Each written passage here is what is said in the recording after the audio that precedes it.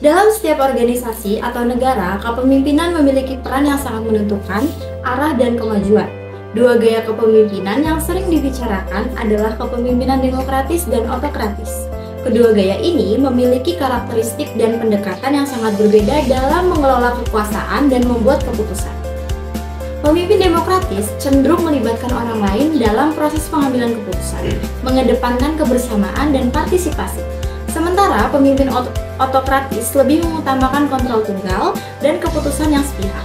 Perbedaan ini tidak hanya terlihat dalam cara mereka memimpin, tetapi juga dalam dampaknya terhadap suasana kerja, hubungan antar individu, dan hasil akhir yang dicapai. Dalam narasi ini, kita akan mengupas lebih dalam tentang perbedaan kedua jenis kepemimpinan tersebut.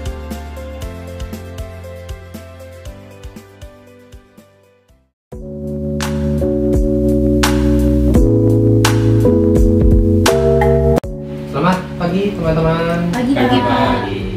Hari ini kita akan membahas beberapa keputusan penting ya terkait dengan perusahaan kita ke depannya. Tapi sebelum kita melangkah lebih jauh, saya ingin mendengarkan beberapa pendapat dari teman-teman.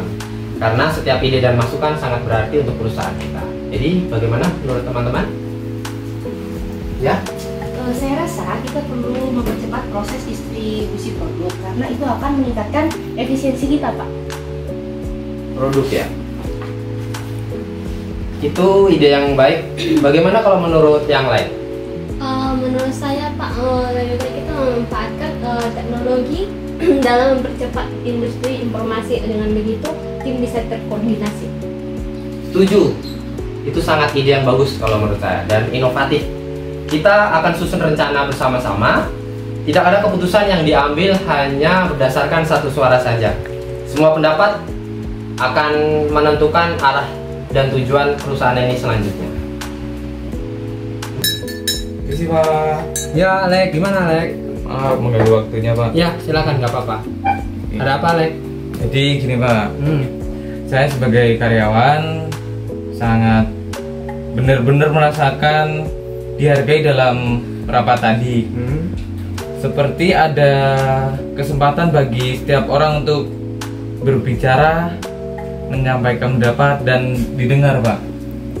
Oh, begitu ya. Baiklah. Terima kasih ya, Alek ya. Itulah prinsip saya, Alek, ketika menjadi seorang pemimpin yang demokratis.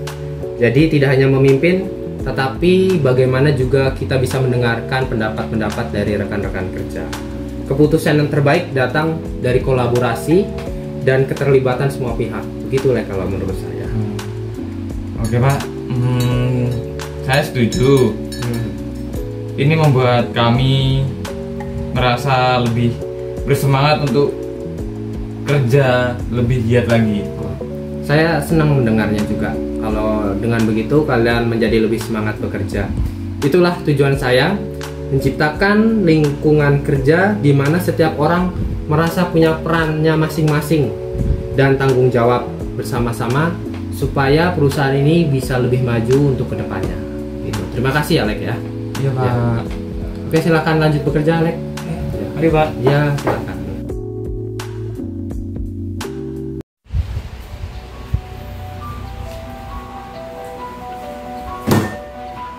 Baik, semua dengarkan saya sekarang juga. Kita tidak punya waktu untuk berdiskusi panjang lebar. Saya sudah membuat keputusan dan kita akan menjalankannya. Tidak ada ruang negosiasi lagi untuk kalian.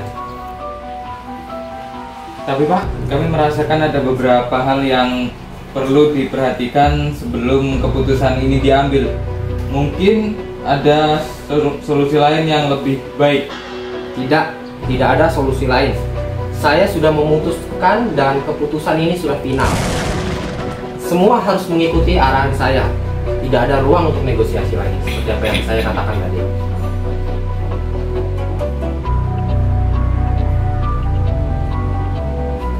Tapi, Pak, menurut saya kita harus mendengar pendapat lain agar lebih maksimal. Kamu tidak mendengarkan perkataan saya tadi, Umi. Saya tidak ingin mendengar pembicaraan seperti itu lagi. Anda semua harus melaksanakan apa yang saya perintahkan tanpa banyak bernegosiasi lagi. Sudah paham sampai sini?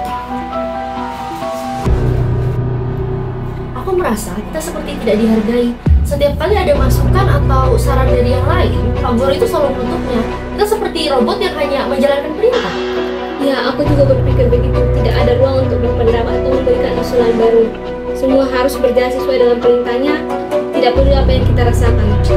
Aku paham dia pemimpin, tapi keputusan yang dia buat tanpa melibatkan ide dari yang lain itu kadang justru malah membawa masalah. Ini membuat kita jadi merasa nggak berdaya. Tapi apa yang bisa kita lakukan? Dia pemimpin kita dan keputusan dia yang harus ambil. Mungkin suatu saat kita harus berbicara dan mencari cara agar suara kita didengar. Tapi ya, untuk saat ini kita hanya bisa bertahan. Sekarang kalian semua selesaikan pekerjaan ini, jangan sampai terlambat. Jika ada masalah, serahkan pada saya. Saya tidak ingin mendengar negosiasi lagi dari kalian. Paham sampai sini? Baik, silakan dikerjakan. Silakan keluar dari ruangan saya.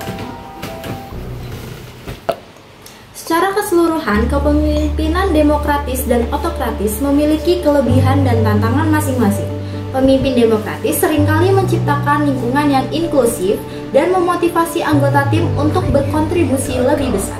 Tetapi, mungkin menghadapi kesulitan dalam mengambil keputusan yang cepat. Di sisi lain, pemimpin otokratis dapat mengambil keputusan dengan cepat dan efektif. Namun, seringkali mengorbankan partisipasi dan kepuasan tim. Pilihan antara kedua gaya kepemimpinan ini sangat bergantung pada konteks dan situasi yang dihadapi.